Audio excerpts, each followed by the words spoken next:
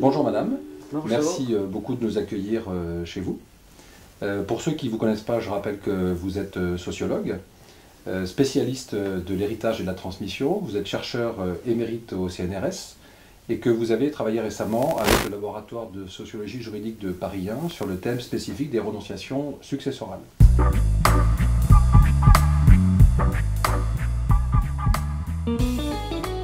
La réforme s'est inscrite dans un mouvement de redynamisation des rapports économiques et de volonté de faire circuler les richesses entre les générations. La population vieillit, l'espérance de vie augmente et les gens héritent à un âge, dit-on, où les biens économiquement ne servent pratiquement plus à rien.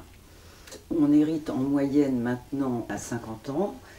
En 1960, c'était 40. Donc effectivement, il y a un vieillissement des héritiers. Et l'idée était de rajeunir les héritiers et de leur transmettre un patrimoine utile.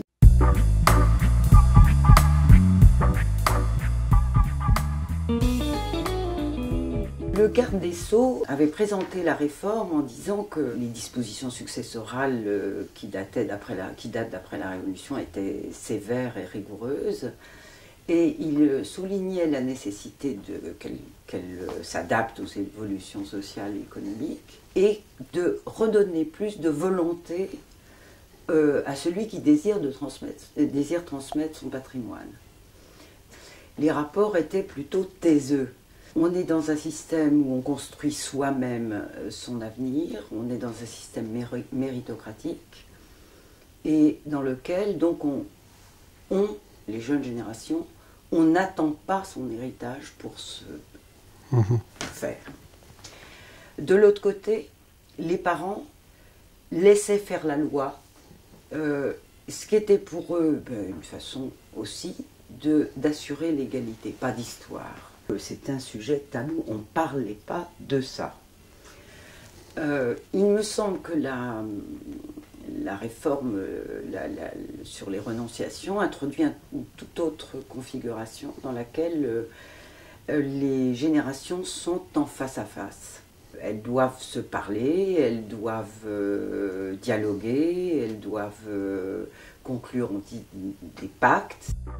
Le notaire a un rôle essentiel parce que justement, il faut que les gens se parlent. Et justement, dans le cas des renonciations, ils ont à se parler, ils ont des intérêts éventuellement, sinon contradictoires, un peu divergents, un peu d'autorité, etc.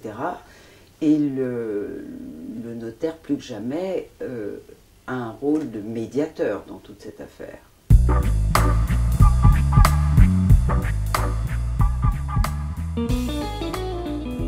Beaucoup de juristes disent que renoncer, c'est transmettre, etc. Ok, c'est un acteur.